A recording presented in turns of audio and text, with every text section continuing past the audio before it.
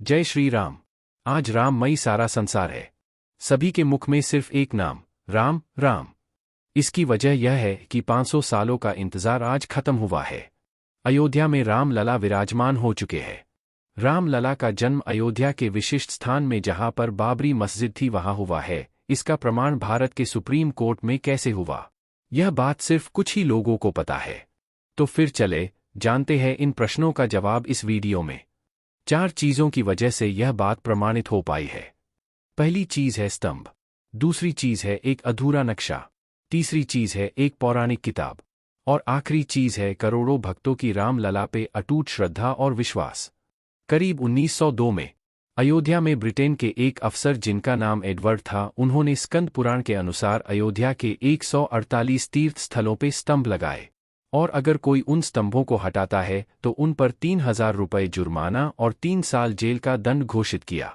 फिर 1980 में उन स्तंभ के आधार पर हंस बेकर नामक इतिहासकार ने अयोध्या के तीर्थ स्थानों के 5 नक्शे बनाए। फिर आता है साल 2005 का। भारत के एक प्रतिष्ठित वकील पीएन मिश्रा और स्वामी अविमुक्तेश्वरानंद लखनऊ से कलकत्ता जा रहे होते हैं। तभी वो रास्ता भटक जाते हैं और अयोध्या पहुंचते हैं। वहां पे वो लोग एक साधु से मिलते हैं और साधु महात्मा की बातों से पता चलता है कि अयोध्या में 148 तीर्थ स्थल है। बड़ी उत्सुकता से मिश्रा जी साधु से पूछते हैं कि उन्हें एकदम सही संख्या कैसे पता है। तभी साधु उन्हें एडवर्ड के स्तंभों और हंस बेकर के नक्शों के बारे में बताते हैं।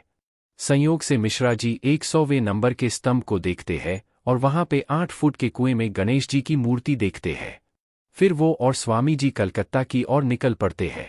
अब बारी आती है 2019 की, जब भारत के सुप्रीम कोर्ट में राम जन्मभूमि का मामला चल रहा होता है और हिंदू संत समाज की ओर से वकालत पीएन मिश्रा करते हैं। सुप्रीम कोर्ट के न्यायाधीश ने राम का जन्म अयोध्या की बाबरी मस्जिद वाली विशिष्ट भूमि पर हुआ है, उसका प्रमाण मांगा। तभी पीएन मिश्रा ने स्कंद पुराण के अयोध्या महात्म्य का पुरावा दिया, जिसके मुताबिक राम लला का जन्म स्थल सरयू तट से पश्चिम की तरफ जो विघ्नेश्वर है, वहां से उत्तर पूर्व की ओर है। इसके अलावा राम जन्मभूमि का स्थल विघ्नेश्वर से पूर्व की ओर, वशिष्ठ से उत्तर की ओर और लौमास से पश्चिम की ओर है। लेकिन न्यायाधीश ने स्कंद पुराण की बात को देखते हुए यह कहा कि स्कंद पुराण की भाषा कठिन है, आपके पास कोई और प्रमाण है जो यह बातों का पुरावा दे सके।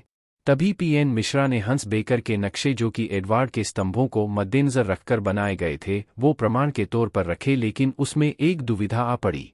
पीएन मिश्रा नक्शों के मुताबिक राम जन्म स्थल स्पष्ट रूप से साबित न कर सके।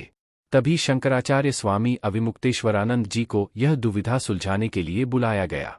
स्वामी जी ने बताया कि स्कंद पुराण में जो विघ्नेश्वर की बात की है, वह विघ्नेश्वर का मंदिर नहीं बल्कि स्तंभ नंबर 100 में जो कुएं में गणपति की मूर्ति है, उसकी बात की गई है। विघ्नेश्वर का संस्कृत भाषा में अनुवाद होता है गणेश। जब 100वें स्तंभ को स्कंद पुराण का विघ्नेश्वर माना जाए तो हंस बेकर के नक्शों की सारी उलझनें हल हो जाती है, और राम जन्मभूमि का विशिष्ट स्थान वही जहां पर बाबरी मस्जिद खड़ी थी वह होता है, और सारे मानदंड सिद्ध होते हैं।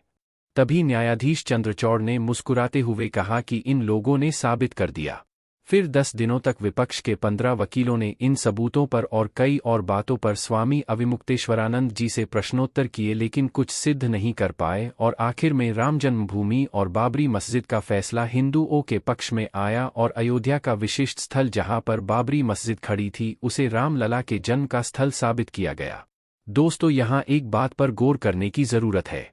2005 में पीएन मिश्रा का अयोध्या में जाना, 2009 में पीएन मिश्रा का हिंदुओं की तरफ से लड़ना, और वही सब बातें जो उन्होंने 2005 में एक साधु महात्मा से जानी थी, उनकी मदद से यह मुकदमा जीतना, यह कोई साधारण संयोग नहीं है, बल्कि विधि का लिखा गया एक लेख है जो हमारे राम लला को 500 वर्ष के वनवास के बाद अयोध्या वापस लौटने का जरिया बना। अगर आपको यह वीडियो पसंद आया हो तो लाइक करना न भूले। आपके सुझाव मेरे लिए मार्गदर्शिका है, तो उन्हें कमेंट में जरूर दें और सब्सक्राइब करना ना भूलें। जय श्री राम।